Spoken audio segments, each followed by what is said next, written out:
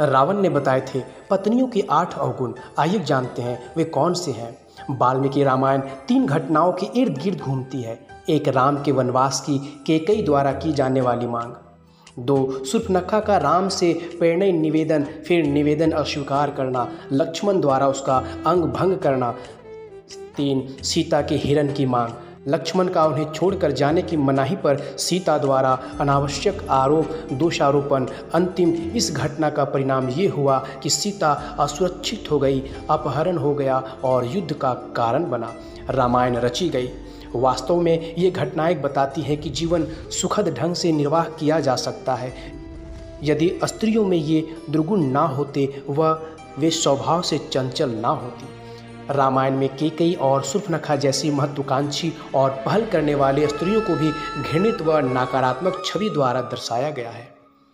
वहीं गोस्वामी तुलसीदास जी की रामचरितमानस की दोहे के अनुसार सीता को वन से हरण कर ले जाने के बाद रावण उन्हें लंका ले गया। जब श्री राम को सीता जी के लंका ले जाने के बारे में पता चला तो उन्होंने लंका पहुंचने का प्रयास किया और अंत में वे अपनी वानर सेना के साथ लंका पहुंचने में सफल हुए।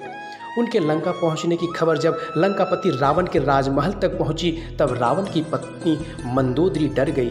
वह तुरंत अपने पति के पास गई और उन्होंने अर्ज की कि वह युद्ध ना करे, सीता को उनके पति श्री राम को सही सलामत वापस दे दे और उनसे क्षमा मांग ले।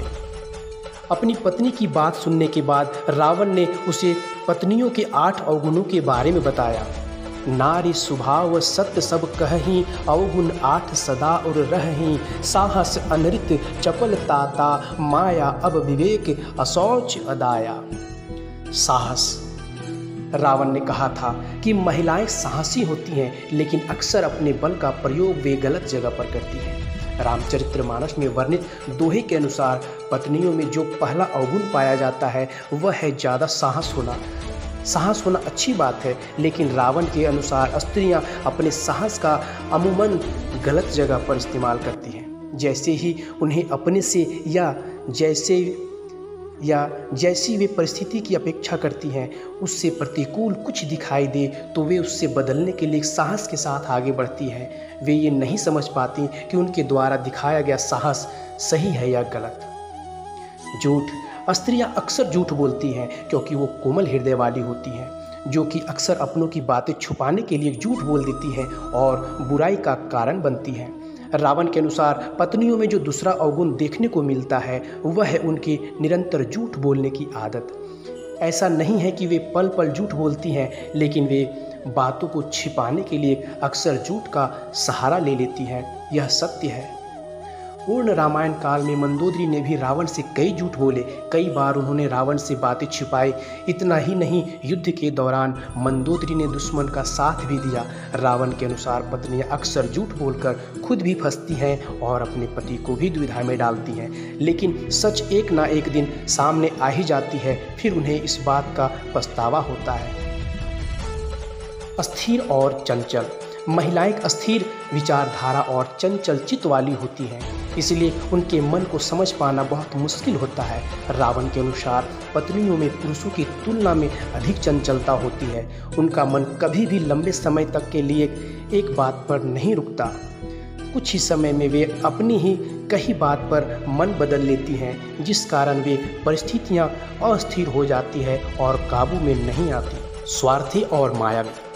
महिलाएं स्वार्थी और जिद्दी होती हैं और अपनी जिद को पूरा करने के लिए वो कहानियां गढ़ना और मोह माया खेल भी खेल जाती है। रावण ने पत्नियों के जिस चौथे अवगुण की बात की थी वह है उनके माया रचने का अवगुण। उसके अनुसार यह स्त्रियों की एक कला है। वे जानती हैं कि किस समय क्या करना है ताकि परिस्थिति उनके अनुकूल हो। रावण के अनुसार स्त्रियां अपने खुद के स्वार्थों को पूरा करने के लिए कई प्रकार की माया रचती हैं। दुनिया उनकी इस माया से बेखबर होती है। अपना काम सिद्ध कराने के लिए महिलाएं क्या क्या करती हैं इसकी भी चर्चा की है लंकापति रावण ने। रावण की राय में अपनी बात मनवाने के लिए स्त्रियां रूठती हैं, रुष्ट हो जाने का नाटक करती हैं, कई बार प्रलोभन देती हैं और साथ ही जब जरूरत पड़े तो कार्य सिद्ध कराने के लिए सामने वाले व्यक्ति को हर तरीके से मनाती भी है, लेकिन अंत में अपना काम करवा लेती है, घबरा जाती है। यद्यपि महिलाएं साहसी होती हैं लेकिन विकट परिस्थितियां आते ही वे बहुत जल्दी हथियार डाल देती हैं। रावण ने पत्नियों के जिस पांचवें अवगुण की बात की है वह है उनका डरपोक होना। स्त्रियां बहुत जल्दी घबरा जाती हैं। परिस्थितियों में यदि वे अचानक बदलाव देख ले तो डर जाती हैं कि आगे क्या होगा। मंदोदरी ने भी कुछ ऐसा ही बर्ताव किया।